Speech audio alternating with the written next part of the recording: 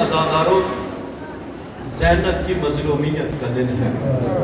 اجرکم اللہ عزاداروں، شاید میں سارا مسائل نہ پڑھ سکوں، لیکن آج کا دن عزاداروں کے رونے کے لیے خطیب کا محتاج نہیں ہے، جیسے روز عاشور خطیب کا محتاج نہیں ہے۔ فقط نام حسین مومنوں کے رونے کے لیے کافی ہے۔ آج کا دن علی مظلوم کا نام ہی رونے کے لیے کافی ہے۔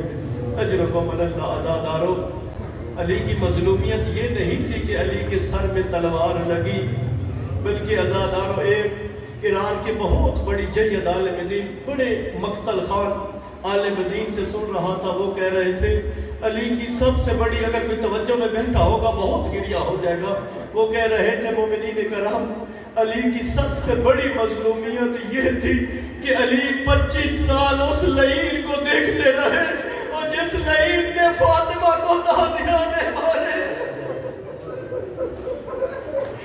اجرکم اللہ عزاداروں، سوائے غم علی کے کوئی غم نہ دیکھو، اور جس ہستی کے لیے سارا سال روتے ہو نا، مظلوم کربلا کے لیے، آج وہ مولا واقع مظلوم کربلا رو رہا ہے، اپنے بابا کی مظلومیت پر گریہ کر رہا ہے۔ اجرکم اللہ عزاداروں، امیر المومنین گھر سے مسجد میں جب آئے، گھر سے کیسے آئے میں نہیں پڑھتا، جب مسجد میں پہنچے گلدستہ اذان پر آتے ہیں عزاداروں، امیر المومنین زندگی کی آخری اذان دیتے ہیں۔ جب اذان دیتے ہیں نا، کوفہ کی خواتین جب علی کے اس لہجے کی اذان سنتی ہیں، اپنے بچوں کو اٹھاتی ہیں، بچوں اٹھو، اور آج آپ کے مولا کا لہجہ پہنے والا نہیں ہے، اللہ خیر کرے، آج علی کے ساتھ کچھ ہونے والا ہے۔ اجرکم اللہ عزاداروں، بچوں کو بیدار کرتی ہے عزاداروں، امیر المومنین اذان دیتے ہیں۔ اذان دینے کے بعد جب گلدستہ اذان سے نیچے آتے ہیں نا، کچھ لوگ مسجد میں سو رہے تھے، امیر المومنین ان سب لوگوں کو اٹھاتے ہیں۔ یہ ملعون ابن ملجم بھی پشت کے بل شیطان کا سونا سو رہا تھا، امیر المومنین اس کو اٹھاتے ہیں اور کہتے ہیں اٹھ رو، سونے سے بہتر نماز اور بندگی ہے خدا کی۔ عزاداروں، یہ لعین بھی اٹھتا ہے، امیر المومنین نوافل نماز شروع کرتے ہیں۔ توجہ سے سنیے گا مقتل کے جملے عزاداروں، جب امیر المومنین نوافل نماز شروع کرتے ہیں نا، پہلا سر سجدے میں رکھتے ہیں، نوافل نماز کا پہلا سجدہ ہے عزاداروں۔ علی امیر المومنین سجدہ جب کر لیتے ہیں، سجدے کا ذکر ختم ہوتا ہے، سر سجدے سے جب اٹھنے لگتا ہے، اور یہ شقی انسان دونوں ہاتھوں سے تلوار کو پکڑ کر اور دوڑ کر آتا ہے۔ عزاداروں، میں یہاں پر سمجھانا چاہتا ہوں، جب کوئی چیز پڑی ہوتی ہے نا، اس کے اوپر کچھ مارا جائے تو نقصان ہوتا ہے، لیکن اتنا زیادہ نقصان نہیں ہوتا۔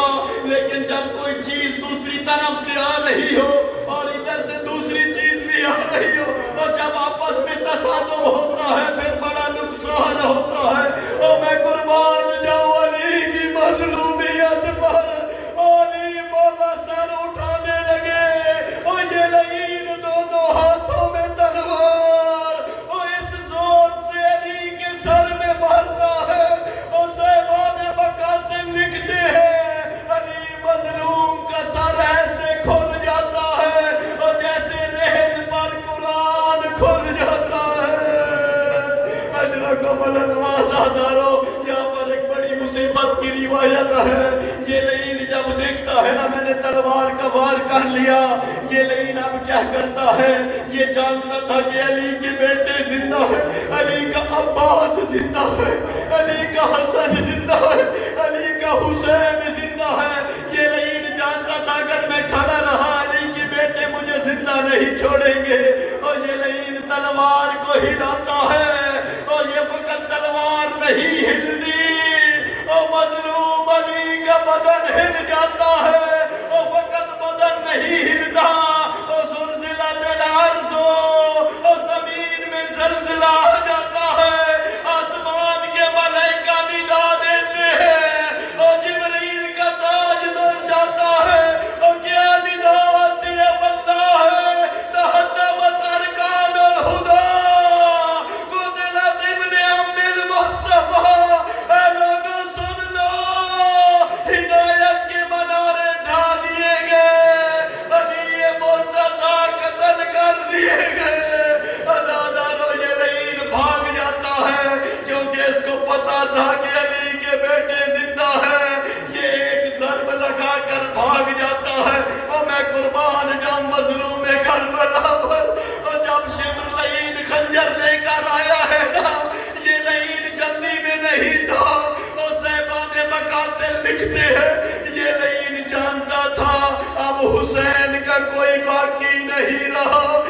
अब हुसैन का ना अब्बास रहा है, हुसैन का ना अकबर रहा है, और बड़ी तसल्ली से ज़रबे लगा रहा था, और ये नहीं पत्थर पर भी मारता था, और मजलूम करबला की गर्दन पर भी एक मक्तल खान के जुमले सुन रहा था।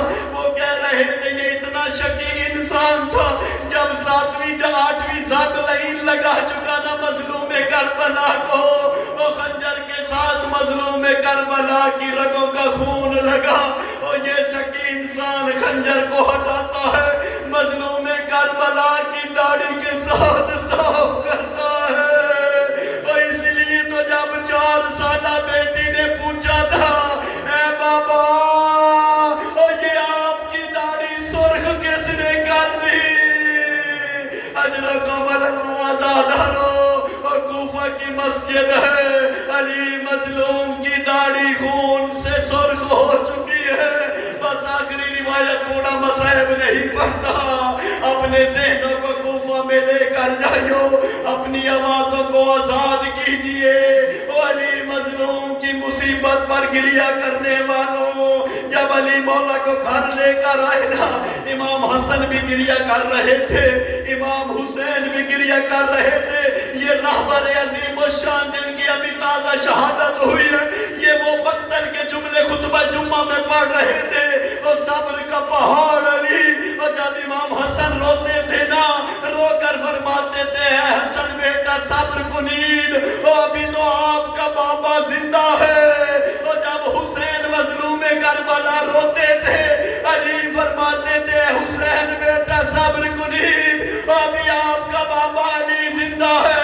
और रहबर मौसम फरमाते हैं मैं कुर्बान जाऊं अली की मजलूमियत पर, और अली के सब्र पर मैं कुर्बान जाऊं। और वही अली जो अपने बेटों को सब्र की वसीयत कर रहा था, और जब घर में पहुंचा ना, और अपनी बेटियों को रोता हुआ देखा, और जब ज़ैनब उम्मे कुलसूम के बहन बुलंद देखे, और सब्र का पहाड़ अली ज़ारों का तार रोना शुरू। और अब अली की जुबान से नहीं निकला है ज़ैनब सब्र करो, और बल्कि ज़ैनब के साथ रोना शुरू हो गए। और फिर फरमाने लगे जब आखिरी वक्त था, ए बेटी ज़ैनब, और पूरी जिंदगी में आपके बाबा ने आपसे कोई मुतालबा नहीं किया, ऐ ज़ैनब अगर हो सकता है तो मुझे कुरान की तिलावत पढ़ के सुनाइए। और जब बीबी ज़ैनब खामोश हुई, अली अमीर अल मोमिनीन कहने लगे, ए बेटा ज़ैनब क्यों खामोश हो गई हो, कुरान पढ़ो। अज़ादारो बीबी क्या फरमाती है, बाबा और घर में तमाम बनु हाशिम के जवान मौजूद है, और मैं ज़ैनब को शर्म आ रही है कुरान पढ़ते हुए। और अली मौला रोना शुरू करते हैं, और रो कर कहते हैं बेटा ज़ैनब आज घर में कुरान पढ़ते शर्म आ रही है, ए बेटा कैसे कूफा से करबला